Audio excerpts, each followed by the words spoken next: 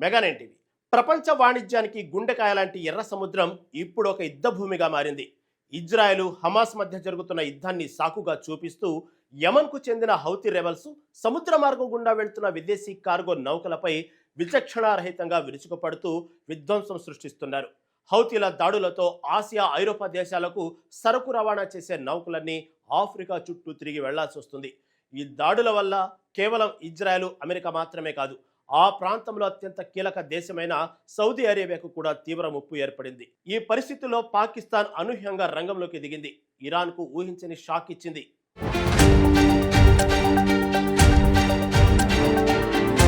ఎర్ర సముద్రంలో ఉద్రిక్తతలు పెరిగాయి. సౌదీ అరేబియా చమురు ట్యాంకర్లపై హౌతీ తిరుగుబాటుదారులు దాడి చేశారు. ఈ దాడిని పాకిస్తాన్ తీవ్రంగా ఖండించింది. అంతర్జాతీయ చట్టాలను ఉల్లంఘించడమే అని పాకిస్తాన్ ప్రధాని షెహబాజ్ షరీఫ్ స్పష్టం చేశారు. ఈ దాడి నేపథ్యంలో సౌదీ అరేబియా యువరాజు, ప్రధానమంత్రి Mohammed bin Salman bin Abdul Aziz Al సౌద్తో పాక్ ప్రధాని ఫోన్లో మాట్లాడారు. మధ్యప్రాచ్యంలో ప్రస్తుత పరిస్థితి, దీనివల్ల తలెత్తుతున్న పరిణామాలు, భద్రతాపరమైన సవాళ్లపై ఇద్దరు నేతలు చర్చించుకున్నారు.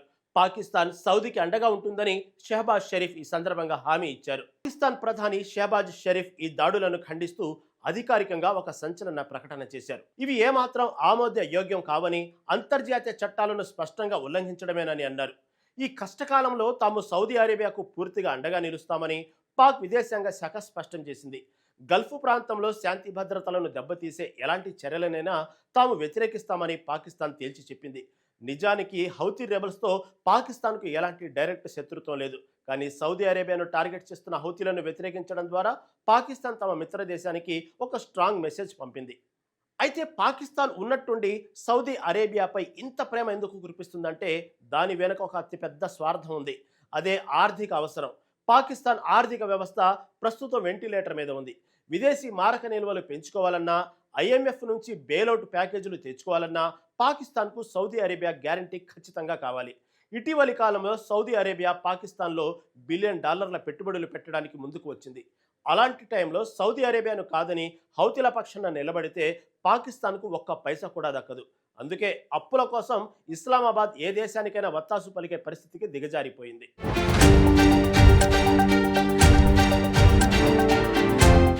పాకిస్తాన్ తీసుకున్న ఈ నిర్ణయం వల్ల ఇప్పుడు ఇరాన్తో కొత్త తలనొప్పులు మొదలయ్యే అవకాశం ఉంది. ఎందుకంటే యమన్లోని హౌతీ రెబల్స్కు ఆయుధాలు, ఫండింగ్ ఇస్తుంది పూర్తిగా ఇరాన్ దేశమే. ఇప్పుడు పాకిస్తాన్ నేరుగా హౌతీలను వ్యతిరేకించడం ద్వారా పరోక్షంగా ఇరాన్కు వ్యతిరేకంగా మారినట్లే. ఇప్పటికే పాకిస్తాన్, ఇరాన్ బోర్డర్ల మధ్య ఉద్రిక్తతలు ఉన్నాయి. గతంలో ఇరు దేశాలు ఒకరిపై ఒకరు క్షిపణుల దాడులు చేసుకున్నాయి కూడా.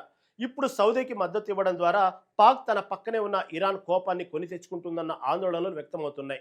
అంతర్జాతీయ న్యాయ నిపుణుల ప్రకారం హౌతీల చర్యలు United nations convention on the law of the sea హామీ ఇచ్చిన స్వేచ్ఛాయుత నౌకాయాన హక్కులను ఉల్లంఘిస్తున్నాయి. ఈ సముద్ర దిగ్బంధం అంతర్జాతీయ చట్టాలకు విరుద్ధమని, సముద్రపు దొంగతనం లేదా ఉగ్రవాదం కిందకు వస్తుందని విశ్లేషకులు చెబుతున్నారు.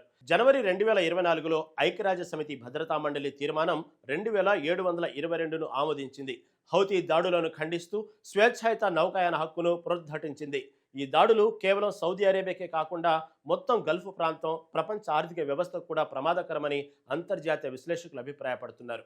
ఇరాన్, సౌదీ అరేబియా మధ్య ఇప్పటికే ఉన్న ఉద్రిక్తతలకు ఈ సంఘటన మరింత ఆజ్యం పోసింది. హౌతీ తిరుగుబాటుదారులు తమ డిమాండ్లను నెరవేర్చకపోతే మరిన్ని దాడులకు పాల్పడతామని హెచ్చరించారు. ఈ సంక్షోభాన్ని పరిష్కరించడానికి ఐక్యరాజ్య సమితి, ఇతర అంతర్జాతీయ సంస్థలు వెంటనే జోక్యం చేసుకోవాలని సౌదీ అరేబియా డిమాండ్ చేస్తుంది. లేకపోతే ఈ ప్రాంతంలో పెద్ద ఎత్తున సంఘర్షణకు దారితీసే ప్రమాదం ఉందని నిపుణులు ఆందోళన వ్యక్తం చేస్తున్నారు. ఏది ఏమైనా దేశ ఆర్థిక పరిస్థితి దిగజారినప్పుడు అంతర్జాతీయ సంబంధాల్లో ఎంత రాజీ పడాలో చెప్పడానికి పాకిస్తాన్ ఒక బెస్ట్ ఉదాహరణ.